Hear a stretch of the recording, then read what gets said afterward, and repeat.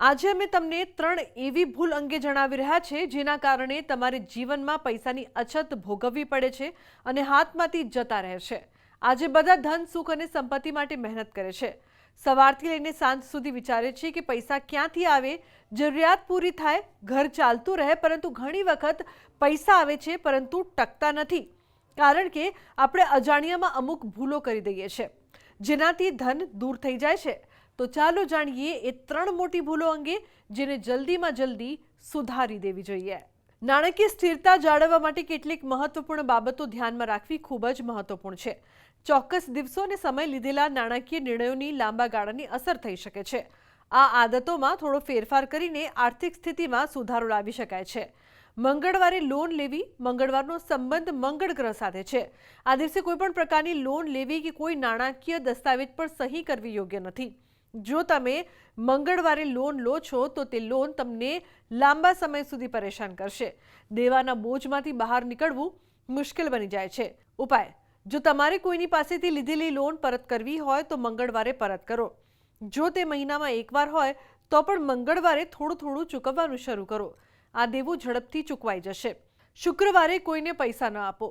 શુક્રવાર દેવી લક્ષ્મીનો દિવસ છે। જો તમે આ દિવસે કોઈને પૈસા આપો છો, ભલે મજબૂરીથી, આવી સ્થિતિમાં લક્ષ્મી તમારા પોતાના ખિસ્સામાંથી નીકળી જાય છે।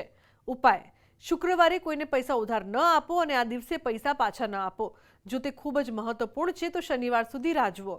તમે શુક્રવારે લોન અથવા ઉધાર લઈ શકો છો। આ દિવસે લોન લેવી શુભ માનવામાં આવે છે। સાંજે અથવા રાત્રે કોઈને પૈસા ન આપવા જોઈએ। સાંજનો સમય દેવી લક્ષ્મીના આગમનનો સમય છે। આ સમયે ઘરની ઉર્જા સ્થિર છે અને પૂજાનો સમય હોય છે। આ સમયે પૈસા આપો તો ઘરની લક્ષ્મી નીકળી જાય છે। ઉપાય: સાંજે કે રાત્રે કોઈને પણ પૈસા આપવાનું ટાળો। જો કોઈકને કંઈક મહત્વપૂર્ણ કામ હોય તો પછી સવારની રાહ જુઓ। કોઈની પાસે પૈસા ઉછીના લેવા અથવા તો લોન લેવી, એની માટે વિશેષ કરીને મંગળવારને ત્યાગવું જોઈએ, કારણ કે મંગળ છે એ આક્રમક છે અને ભૂમિનો કારક છે। તો મંગળવારના દિવસે તમે લોન લેશો અથવા કોઈ દસ્તાવેજ કરશો તો એ ક્યાંક ને ક્યાંક એ લોન ચૂકવવા માટે તમને બહુ જ મોટી પરેશાની આવી શકે છે। આગળ શુક્રવારના દિવસે પણ કોઈને પણ લક્ષ્મી આપવી જોઈએ નહીં, કારણ કે લક્ષ્મીને પ્રિય છે શુક્રવાર, અને શુક્રવારે જો કોઈને તમે ધન આપો ઉછીનું તો અવશ્ય એ તમારું ધન ક્યાંક ને ક્યાંક ગયેલું જલ્દી પાછું નથી આવતું। આગળ વાત કરીએ તો સંધ્યાના સમયે, રાત્રિના સમયે પણ કોઈને ધન ના આપવું જોઈએ।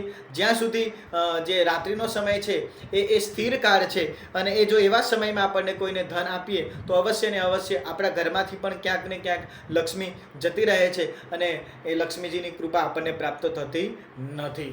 તો આજના મારા આ અહેવાલમાં બસ આટલું। ફરી મળીશું એક નવી અને મહત્વપૂર્ણ જાણકારીની સાથે, પરંતુ આ વિડીયોને આપ ખાસ લાઈક કરજો અને વધુમાં વધુ શેર પણ કરજો। નમસ્કાર।